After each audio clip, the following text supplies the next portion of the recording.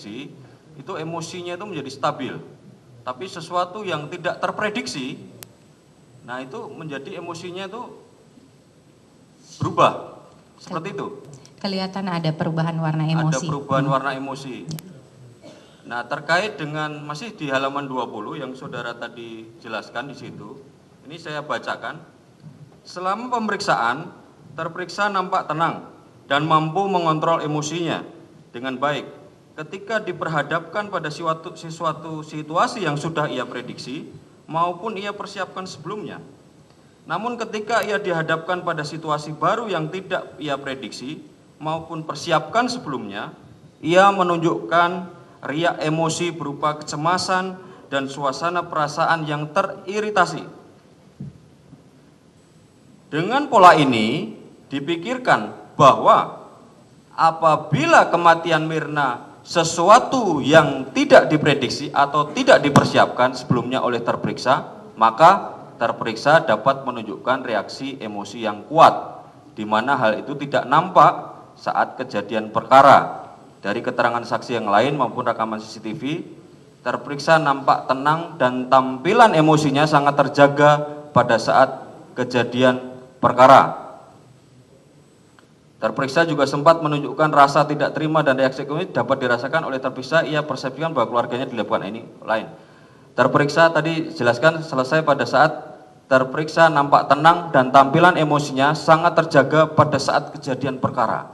Nah, ini bagaimana analisa saudara? Tadi kan sudah jelaskan kalau seandainya dia itu terprediksi, emosinya sangat stabil. Kalau tidak terprediksi, tidak ada perencanaan, itu emosinya akan berubah. Nah, terkait dengan yang tim jelaskan di sini, terkait dengan kejadian kematian Mirna yang sudah lihat di CCTV itu, bahwa kejadian meninggalnya itu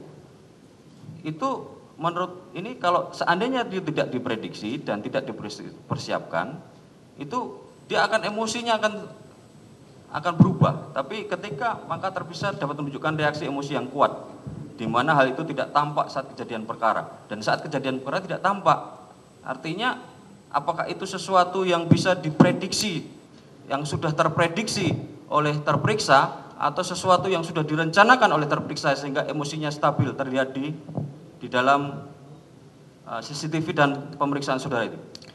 Itu yang agak sulit buat kami secara kejiwaan menilai hanya berdasarkan CCTV sama tadi saksi, karena saksi kan orang awam ya. Kalau saya yang ada di situ mungkin saya bisa melihat, saya langsung tanya kenapa dia diam gitu. Nah, pada kondisi ini kami menilai dari CCTV kan kita hanya melihat gerakan dari jauh, dia diam gitu. Tapi apakah ekspresi wajah Hama ini terlihat? Itu yang kami hanya menampilkan data. Kita nggak bisa gini, perasaan itu kan harus ditanya, nggak bisa kelihatan.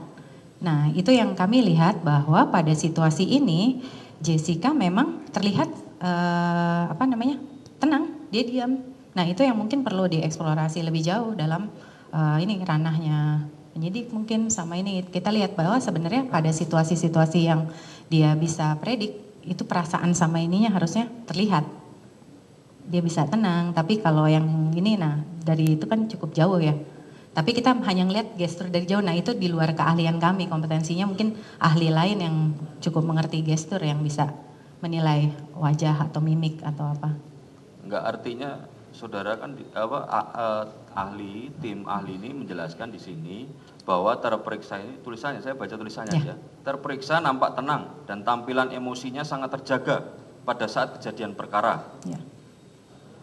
Di situ terlihat dia nggak ada teriak atau apa, dia diem kayak yang kita lihat. Tapi kan tadi kita nggak bisa menanyakan perasaannya.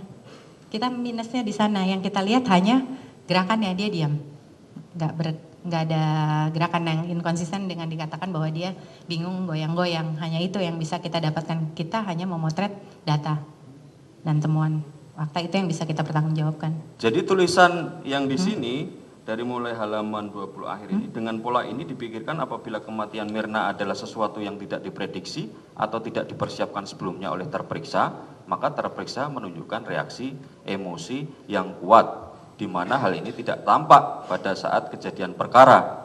Terperiksa nampak tenang dan tampilan emosinya sangat terjaga pada saat kejadian perkara. Artinya analisa di dalam surat ini itu apakah analisa yang memang sesuatu bentuk kejanggalan, keanehan ketika dihubungkan dengan pemeriksaan yang tadi komprehensif tadi bahwa emosinya stabil.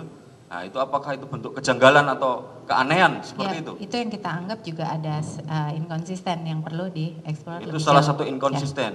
Itu kejanggalan juga enggak menurut saudara sebagai psikiater forensik?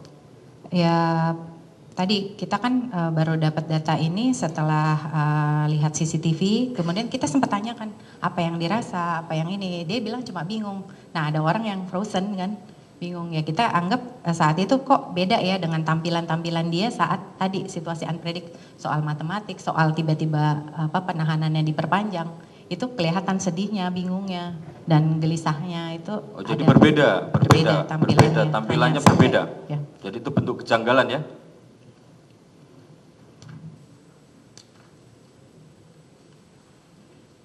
Sementara dilanjutkan teman. Itu satu pertanyaan. Ahli tim dari Kementerian Kesehatan dari SNCM ini dalam kesimpulannya, saya bacakan di poin 4, ini sinkron atau komprehensif juga dari keterangan saudara dalam BAP saudara. Saya bacakan di poin 4-nya. Terperiksa memiliki risiko untuk melakukan tindak kekerasan berulang terhadap dirinya sendiri maupun kepada orang lain apabila ia berada dalam situasi tekanan dan tidak mendapatkan dukungan yang adekuat. Sama juga, masih sinkron juga dengan keterangan ahli dalam BAP nomor 14-nya yang keterangannya masih sama ya, keterangan dalam BAP ya. Oke, saya bacakan saja. Dari pemeriksaan psikiatri forensik dan evaluasi risiko melakukan tindak kekerasan atau violent risk assessment yang dilakukan oleh tim ahli terhadap saudari Jessica, didapat adanya risiko untuk melakukan tindak kekerasan berulang terhadap dirinya sendiri maupun orang lain saat ia berada dalam situasi tekanan dan tidak mendapatkan dukungan sosial yang adekuat. Sedang pada pemeriksaan psikiatri forensik dan evaluasi psikologi melakukan tindakan kekerasan dilakukan, ini yang lain ya. Nah, di sini ada, saya masih perlu penegasan atas beberapa pertanyaan saya tadi. Ahli tadi, saya merasa kurang mendapat penjelasan yang jelas ketika saya bertanya tentang kekerasan terhadap dirinya atau orang lain. Tapi di dalam berkas, dalam hasil visometer psikiatrum dan juga dalam BAP saudara menjelaskan bahwa ada resiko yang bisa diterima orang-orang lain atas tindakan kekerasan yang bisa atau atas resiko untuk melakukan tindakan kekerasan itu dimiliki oleh terdakwa untuk dirinya sendiri atau oleh orang lain gitu. Maksudnya orang lain itu seperti siapa saja yang memiliki risiko ini maksudnya pertanyaan saya dulu, pertanyaan saya apa maksud kalimat ini? Oke. Kedua, kalaupun ada kalimat seperti ini yang saya bacakan tadi, itu orang lain apakah orang lain yang menerima kekerasan atau orang lain yang melakukan kekerasan? Mohon dijelaskan. Kalau dari riwayat tadi kita memotret situasi setahun terakhir di lingkungan kerja saat dia dalam permasalahan yang sangat banyak, bahwa dia putus pacar, dia mempersepsikan nggak ada dukungan dari teman, dari keluarga, di situ terlihat bahwa emosinya meningkat sekali dan yang perilaku impulsif tadi selain dia tujukan ke dirinya, dia ada percobaan bunuh diri sebanyak 3 kali, itu juga kan kalau kita bilang kekerasan itu sifatnya bukan fisik tapi bisa juga verbal. Nah, beberapa rekan kerja seperti Patrick mantan pacar, dan Kristi merasakan terganggu dengan mungkin luapan emosinya gitu, karena kalau Kristi menyatakan bahwa di saat dia sedang kebingungan, Jessica berharap dapat dicarikan rumah gitu misalnya. Nah, tempat tinggal yang dekat dengan dekat rumah. Itu kita dapatkan dari transkrip SMS ke Kristi. Artinya orang lain adalah orang lain yang mempunyai risiko menerima kekerasan dari terperiksa begitu.